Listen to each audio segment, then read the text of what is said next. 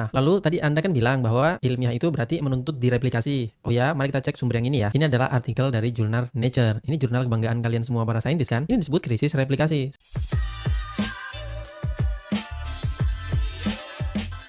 Dalam sains, istilah ilmiah merujuk pada sesuatu yang dapat diuji secara sistematis melalui observasi, eksperimen, dan replikasi. Sains itu menuntut yang namanya falsifiabilitas dan bukti empiris yang dapat diverifikasi. Sebenarnya hal ini tuh cuma masalah epistemologi aja sih. Tapi Mas, by the way, sepertinya Anda paham banget ya dengan yang namanya sains. Bahkan saya lihat video-video Anda banyak mengoreksi pemahaman orang lain, terutama para ustadz, tentang sains. Tapi bisakah Anda mengajari saya, Mas, apa itu sains atau apa itu ilmiah? Karena yang saya dengar, Anda tadi bilang bahwa ilmiah itu bisa direplikasi dan bisa difalsifikasi. Masalahnya, saya nggak tahu, Mas, definisi ilmiah versi Anda itu Anda dapatkan dari literatur mana. Karena data yang saya temukan di sini itu justru berbeda. Coba cek data ini. Ini adalah perdebatan selama lebih dari 2000 tahun yang merupakan usaha untuk membedakan apa itu sains, apa itu ilmiah, apa itu pseudoscience, dan sampai sekarang belum jelas apa definisi dari sains, apa definisi dari ilmiah. Lalu tadi Anda kan bilang bahwa ilmiah itu berarti menuntut direplikasi. Oh ya, mari kita cek sumber yang ini ya. Ini adalah artikel dari jurnal Nature. Ini jurnal kebanggaan kalian semua para saintis kan? Ini disebut krisis replikasi. Saya jelaskan secara singkat. Jadi pemahaman Anda sesuatu itu disebut ilmiah kan syaratnya klaim yang kita buat pada hasil penelitian kita harus bisa diulang oleh ilmuwan yang lainnya. Nah, data ini itu justru menunjukkan riset-riset yang sudah terlanjur dipublis loh. Ini ingat ya, sudah terlanjur dipublis, berarti sudah terbit dan sudah bisa disitasi di jurnal ilmiah paling bergengsi di dunia, itu nggak bisa diulang. Lalu apakah ini masih disebut riset-riset ilmiah? Coba cek bagian yang ini. Less than 20% of respondents said that they had ever been contacted by another researcher unable to reproduce their work. Mas, ini apa-apaan? Sudah tahu ilmuwan lainnya itu penelitiannya nggak bisa diulang, bukannya menghubungi malah dibiarin. Apakah sekarang sains sudah menjadi alat yang saling melindungi demi kepentingan tertentu atau hanya sebagai alat konformitas ideologi? Lalu cek bagian yang ini. Ini adalah rahasia tersembunyi para saintis modern. Selective reporting, pilih-pilih data yang mau dilaporin. Pressure to publish, pemaksaan publikasi walau hasilnya nggak dijamin. Low statistical power or poor analysis, kekuatan analisis dan statistik yang buruk. Raw data not available from original lab, data berantakan disimpan di laci dan yang kebetulan berhasil itu diumumin. Ini ada istilahnya juga namanya file drawer effect, fraud atau kecurangan, insufficient peer review. Cek video saya yang Social Square ya. Karena saat ini peer review itu cuma dianggap sebagai konformitas ideologi aja. Lalu falsifikasi, kalian cek video saya yang kemarin terkait risetnya Dr. Hayashi yang tikus sesama jenis itu. Kalian tahu di riset itu bahkan Dr. Hayashi sendiri itu nggak tahu kenapa 630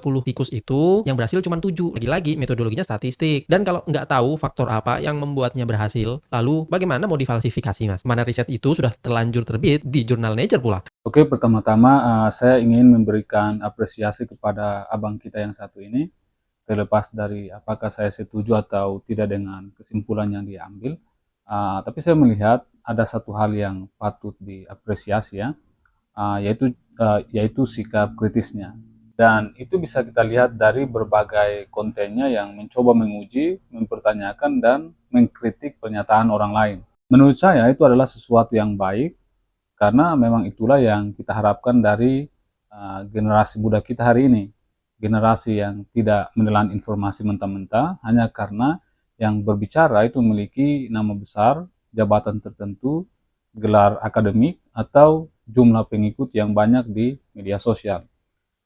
Tentu saja kita hidup di era ketika informasi beredar begitu cepat dan begitu masif.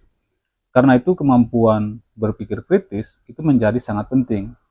Dalam konteks itu saya melihat abang ini sedang mempraktekkan apa yang selama ini sering kita dorong, yaitu keberanian untuk mempertanyakan suatu klaim sebelum menerimanya begitu saja. Makanya saya sangat tertarik untuk mengajak abang ini diskusi via Zoom. Dan memang saya sudah sempat mengajak dia untuk diskusi, tapi sepertinya ya dia kurang tertarik untuk diskusi dengan saya gitu. Dan ya saya juga tidak masalah dengan itu sih. Saya sangat menghargai keputusan dia untuk tidak ingin diskusi dengan saya, karena ya itu hak dia kan. Yang menarik adalah ketika saya memberikan komentar di videonya untuk mengajaknya diskusi. Dia justru mengatakan bahwa dia tidak pernah membantah pernyataan saya. Dan katanya dia hanya bertanya. Makanya dia minta saya untuk mengajari dia apa itu ilmiah, apa itu sains, dan lain sebagainya. Nah, kalau memang tujuannya untuk belajar, justru saya pikir diskusi adalah tempat yang paling baik untuk itu. Karena dalam diskusi, kita bisa saling bertukar perspektif. Bisa jadi ada hal-hal yang Anda ketahui, tetapi saya tidak tahu. Begitu pula sebaliknya. Ada hal-hal yang mungkin saya ketahui, dan mungkin belum Anda tahu. Sehingga dengan diskusi, kita bisa saling belajar dan bertukar pikiran. Yang ingin saya highlight adalah statement bahwa dia itu tidak sedang membantah pernyataan saya. melainkan hanya bertanya. Nah, saya tidak tahu apakah teman-teman memiliki penilaian yang sama atau tidak, tetapi ketika saya menonton videonya, yang saya lihat bukan sekedar rangkaian pertanyaan untuk memahami maksud pernyataan saya dalam video yang dia potong. Yang saya lihat itu justru argumen-argumen yang dibungkus dengan pertanyaan retoris untuk menunjukkan bahwa argumen saya itu dianggap bermasalah. Struktur videonya itu adalah dia menampilkan potongan video pernyataan saya, kemudian dia menghadirkan data, jurnal, dan contoh-contoh yang menurut dia bertentangan dengan klaim saya. Nah, lalu tadi Anda kan bilang bahwa ilmiah itu berarti menuntut direplikasi. Oh ya, mari kita cek sumber yang ini ya. Ini adalah artikel dari jurnal Nature. Ini jurnal kebanggaan kalian semua para saintis kan? Ini disebut krisis replikasi. Saya jelaskan secara singkat. Jadi, pemahaman Anda sesuatu itu disebut ilmiah, kan syaratnya klaim yang kita buat pada hasil penelitian kita harus bisa diulang oleh ilmuwan yang lainnya. Nah, data ini itu justru menunjukkan riset-riset yang sudah terlanjur dipublis loh. Ini ingat ya, sudah terlanjur dipublis, berarti sudah terbit dan sudah bisa disitasi di jurnal ilmiah paling bergengsi di dunia, itu nggak bisa diulang. Lalu apakah ini masih disebut riset-riset ilmiah? Nah, pertanyaan saya adalah, kalau struktur seperti itu bukan bentuk kritik atau bantahan, lalu apa namanya, Bang? Perlu untuk dicatat bahwa saya sama sekali tidak masalah kalau misalnya ada yang membantah atau mengkritik saya. Karena dalam dunia akademik, mengkritik, membantah, menguji, dan mempertanyakan suatu gagasan, itu adalah hal yang sangat wajar. Dan saya justru senang jika ada yang berusaha mengkritik saya, karena dari situlah saya bisa mengetahui apakah ada kekeliruan dalam cara berpikir atau cara saya menyampaikan suatu gagasan. Yang membuat saya penasaran adalah kalau dia sendiri saja tidak sadar atau tidak paham bahwa apa yang dia sampaikan dalam videonya itu adalah bentuk bantahan terhadap pernyataan saya, maka saya jadi bertanya-tanya, jangan-jangan dia juga tidak paham dengan pernyataan saya yang dia potong dalam videonya. Makanya tujuan saya ajak dia untuk diskusi itu adalah untuk belajar memahami bagaimana dia memahami pernyataan saya. Karena ada orang yang bilang bahwa dalam strategi komunikasi, kalau orang lain tidak memahami maksud kita, maka kitalah yang harus memahami kenapa mereka bisa sampai pada kesimpulan-kesimpulan tertentu. Itulah kenapa saya ingin tahu, ketika saya mengatakan bahwa dalam sains, istilah ilmiah merujuk pada sesuatu yang dapat diuji secara sistematis melalui observasi, eksperimen, dan replikasi, apa yang sebenarnya Anda pahami dari kalimat saya itu, Bang? Dalam sains, istilah ilmiah merujuk pada sesuatu yang dapat diuji secara sistematis melalui observasi, eksperimen, dan replikasi. Itulah kenapa dalam mereaksi video orang, saya itu sangat hati-hati. Dalam arti, saya harus pastikan dulu bahwa argumen dari orang yang saya kritisi itu saya pahami terlebih dahulu. Saya harus tahu konteksnya seperti apa, baru saya meresponnya. Karena jangan sampai saya terlalu bersemangat ingin membantah atau mengkritik orang lain, ingin menunjukkan skill saya dalam mengutip jurnal ini dan itu, ingin cepat-cepat mengejar jam tayang, ternyata saya sendiri gagal dalam memahami pernyataan orang yang saya kritisi. Makanya saya ingin tahu, apa yang Anda pahami dari kalimat saya tadi, Bang? Karena kalau saya menilai isi video Anda, saya melihat setidaknya ada beberapa kemungkinan yang Anda pahami dari pernyataan saya. Kemungkinan pertama, Anda memahami pernyataan saya seolah-olah saya mengatakan bahwa replikasi itu bukan bagian dalam sains. Kalau ini yang Anda pahami, maka saya tidak tahu bagian mana dari video saya yang membuat Anda sampai pada kesimpulan tersebut. Kemudian, kemungkinan kedua, Anda mungkin memahami pernyataan saya sebagai semua penelitian pasti berhasil direplikasi. Kalau ini yang Anda pahami, maka lagi-lagi Anda sedang membantah sesuatu yang tidak pernah saya katakan dalam video saya. Karena dapat direplikasi dan pasti berhasil direplikasi, itu adalah dua kalimat yang sangat berbeda. Misalnya saya mengatakan bahwa sebuah ujian dapat diikuti oleh semua siswa. Apakah itu berarti semua siswa pasti lulus? Tentu tidak. Demikian juga ketika saya mengatakan bahwa penelitian saintifik itu bisa direplikasi, maksudnya adalah bahwa penelitian tersebut itu terbuka untuk diuji kembali oleh peneliti lain. Bukan berarti setiap upaya replikasi itu pasti berhasil. Sampai di sini saya menilai bahwa Anda sedang mencampur adukan antara standar metodologi dalam sains dengan keberhasilan manusia dalam memenuhi standar tersebut. Ini seperti mengatakan bahwa karena banyak orang melanggar aturan lalu lintas, maka aturan lalu lintas tidak ada. Atau karena banyak penelitian gagal direplikasi, maka replikasi bukan bagian dari sains. Sama ketika saya bilang bahwa rem itu adalah bagian penting dari mobil. Lalu kemudian Anda menunjukkan bahwa ada kecelakaan mobil. Kemudian Anda menyimpulkan bahwa rem bukan bagian dari mobil. Nah, itu kan tidak nyambung. kecelakaan mobil itu justru menunjukkan kenapa rem diperlukan. Sama seperti krisis replikasi, itu menunjukkan bahwa kenapa replikasi diperlukan. Emangnya menurut Abang, kenapa orang bisa tahu ada yang namanya reproducibility crisis? Dari mana mereka bisa tahu itu? Jawabannya simple. Ya karena ada replikasi makanya orang bisa tahu. Anda mengutip artikel Nature tentang reproducibility crisis, dan menariknya artikel yang Anda kutip itu justru menunjukkan bahwa ilmuwan itu menganggap kegagalan replikasi itu sebagai masalah yang perlu diperbaiki. Saya nggak tahu apakah Anda membaca keseluruhan artikel yang Anda rujuk atau tidak ya, tapi justru di artikel itu dikatakan bahwa 90% responden itu menjawab ingin meningkatkan kualitas replikasi.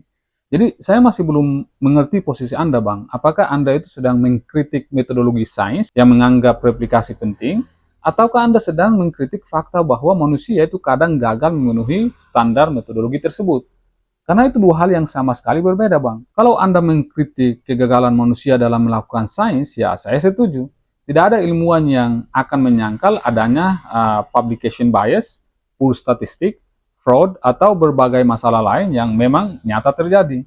Tapi kalau Anda menggunakan reproducibility crisis untuk menyimpulkan bahwa replikasi bukan bagian dari metodologi sains, atau Anda ingin menunjukkan bahwa adanya krisis replikasi itu menunjukkan atau merupakan bukti bahwa sains itu tidak bisa diandalkan. Maka lagi-lagi secara tidak sadar Anda sedang menunjukkan sebaliknya bahwa sains itu memang sangat diandalkan. Karena krisis replikasi bukan bukti kegagalan sains, melainkan bukti bahwa sains itu memiliki semacam mekanisme untuk mengoreksi dirinya sendiri. Jadi tolong dengarkan dan pahami ini baik-baik, Bang. Saya akan ulangi sekali lagi argumen yang sudah saya sampaikan sebelumnya untuk mempertegas poin saya. Pertanyaan saya adalah, dari mana kita bisa tahu bahwa ada penelitian yang gagal direplikasi?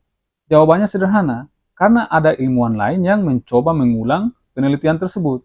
Kalau replikasi tidak dianggap penting dalam sains, maka istilah krisis replikasi tidak akan pernah ada.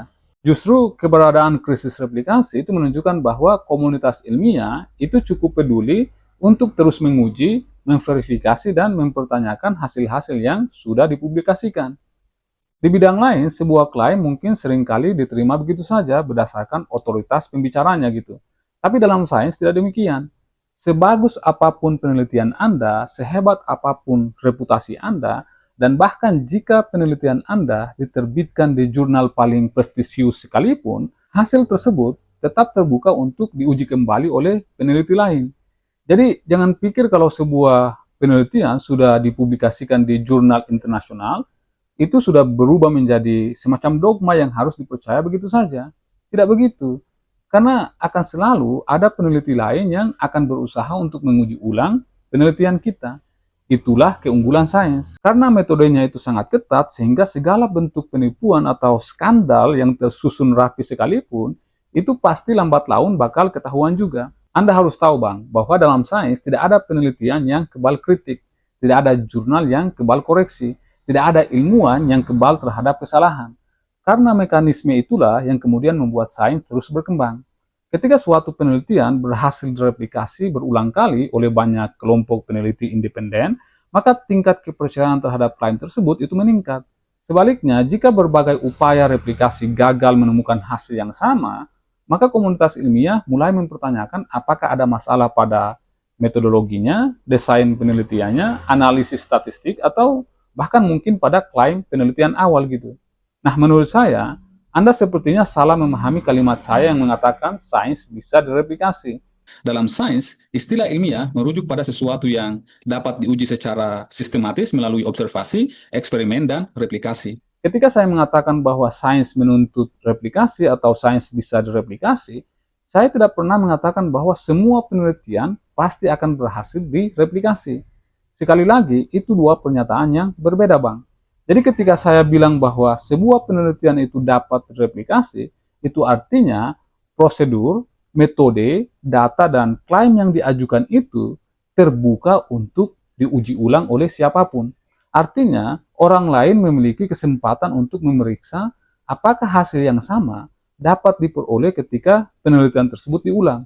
Mengenai apakah replikasinya berhasil atau tidak, itu urusan belakangan. Poin pentingnya adalah penelitian tersebut terbuka untuk direplikasi oleh siapapun. Tapi memang kita harus mengakui bahwa tidak semua penelitian dalam sains itu mudah direplikasi. Misalnya penelitian di Large Hadron Collider atau LHC. Penelitian di LHC memang tidak mudah direplikasi karena membutuhkan fasilitas luar biasa, melibatkan banyak ilmuwan, teknologi yang sangat advance, dan biaya penelitian yang mencapai miliaran dolar. Namun itu tidak berarti penelitian tersebut tidak boleh direplikasi atau tidak bisa direplikasi secara prinsip. Kendalanya adalah sumber dayanya gitu. Contohnya kayak gini, kalau saya bilang bahwa pendakian Gunung Everest itu bisa dilakukan oleh siapa saja, ya itu tidak berarti semua orang dapat melakukan perjalanan itu besok pagi. Karena dibutuhkan biaya, pelatihan, peralatan, dan waktu yang sangat banyak. Kesulitannya ada pada sumber daya, bukan pada prinsipnya. Jadi, ketika saya mengatakan bahwa sains dapat direplikasi, yang saya maksud adalah bahwa klaim saintifik pada prinsipnya terbuka untuk diuji, diperiksa, dan diverifikasi oleh pihak lain. Sampai di sini saya harap Anda bisa menangkap poin saya ya Bang. Tapi kalau Anda masih belum bisa menangkapnya atau memahaminya ya saya nggak tahu lagi harus menjelaskannya seperti apa ya. Kemudian soal definisi sains. Saya setuju bahwa dalam filsafat sains masih ada perdebatan mengenai definisi sains dan ada yang namanya problem demarkasi. Tapi sebelum masuk pada definisi sains, Anda tahu nggak konteks pernyataan saya itu apa Bang? Saya berasumsi Anda tidak nonton video saya sampai selesai, makanya Anda sampai menjelaskan panjang lebar, mengutip paper ini dan itu, tanpa tahu apa yang ingin Anda kritisi. Itulah kenapa pada saat makan, makanannya itu wajib dikunyah dulu sampai halus ya, jangan langsung dimuntahkan. Sayang sekali makanan yang harusnya bergizi dan bernutrisi untuk tubuh dan otak kita, justru jadi tidak bermanfaat hanya karena kita memilih untuk langsung memuntahkannya. Nah, bagi teman-teman yang ingin tahu konteks video saya, silakan nonton video reaksi saya terhadap istilah ilmiah yang digunakan oleh Ustaz Nuruddin. Linknya ada di deskripsi video ini.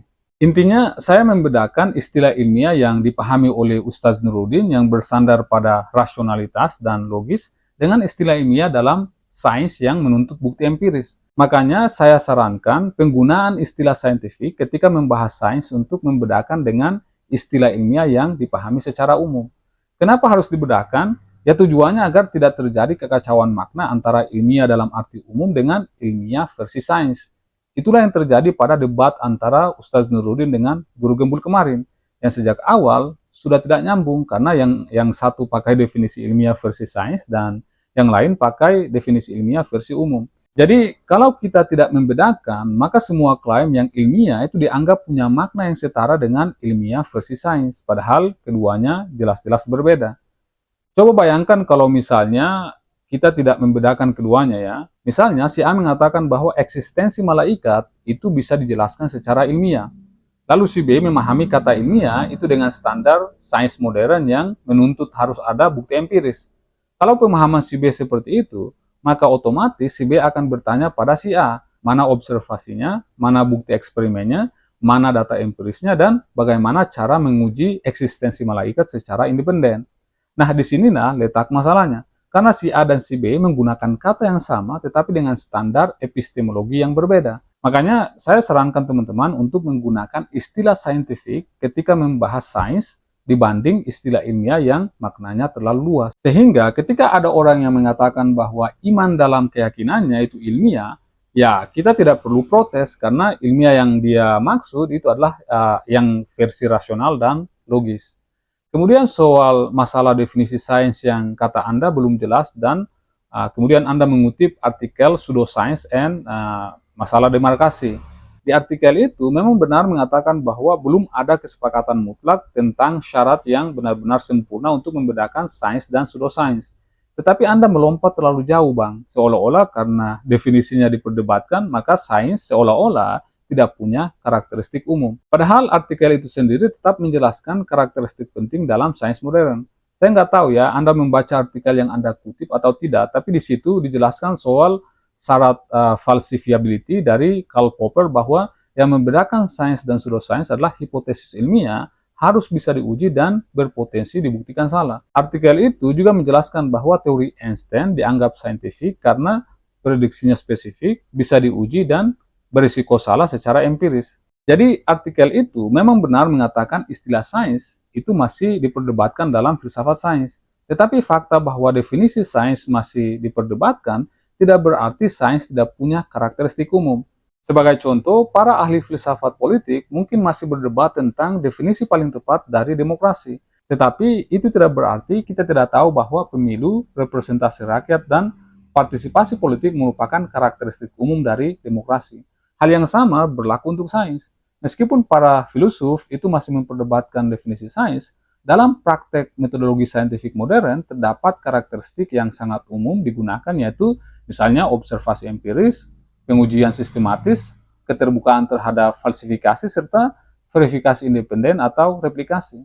Jadi kalau Anda bertanya dari mana referensinya atau dari mana saya memperoleh pemahaman tersebut, ya saya punya background sains, dan hampir semua orang yang punya background sains itu paham dengan karakteristik umum dari sains tersebut. Bahwa di lingkungan akademik, metodologi saintifik selalu diajarkan sebagai proses membangun pengetahuan melalui observasi, pengukuran, pengujian hipotesis, eksperimen, analisis data, dan verifikasi independen. Kalau Anda ingin memperkaya referensi tentang metodologi sains, silakan baca beberapa artikel ini yang mencoba mendefinisikan apa itu sains. Dan kalau Anda pengen video, silakan nonton videonya Richard Feynman, peraih Nobel Fisika, mengenai metodologi saintifik. Tetapi kalau Anda ingin baca buku, silakan baca buku Logika Berpikir Kritis dari Bang Sunkar. Anda bisa langsung baca di halaman 275 bab tentang sains dan filsafat ilmu. Itu sudah membahas cukup detail mengenai keresahan Anda soal apa itu ilmiah dan apa itu sains. Semua link referensinya ada di deskripsi video ini. Itu pun kalau tujuan Anda memang pengen belajar dan mencari kebenaran. Tapi kalau tujuannya hanya pengen terlihat kritis, ya silakan tetap seperti itu. Terakhir, sebagai pengingat untuk teman-teman dan tentu saja untuk diri saya juga, bahwa sebelum kita mengutip berbagai jurnal untuk mendukung argumen kita, pada saat kita merespon pernyataan orang lain, mungkin langkah pertama yang harus kita lakukan itu adalah memastikan terlebih dahulu bahwa argumen yang ingin kita kritik itu benar-benar kita pahami sesuai konteksnya. Itulah basic dari critical thinking. Dan seperti yang saya katakan di awal video tadi, bahwa abang ini sebenarnya sudah menerapkan proses berpikir kritis, dan saya sangat apresiasi itu. Tapi sayangnya dia melompatnya terlalu jauh dengan mengutip jurnal A, B, dan C, sementara hal dasar dari berpikir kritis itu tidak dia terapkan. Karena bagi saya, kritik yang baik itu dimulai dari memahami argumen lawan secara akurat, bukan dari membantah versi argumen yang kita bayangkan sendiri. Oke, saya kira cukup sekian. Saya Muin Banyal. Salam apapun itu untuk ilmu pengetahuan, dan jangan mati sebelum meninggalkan karya.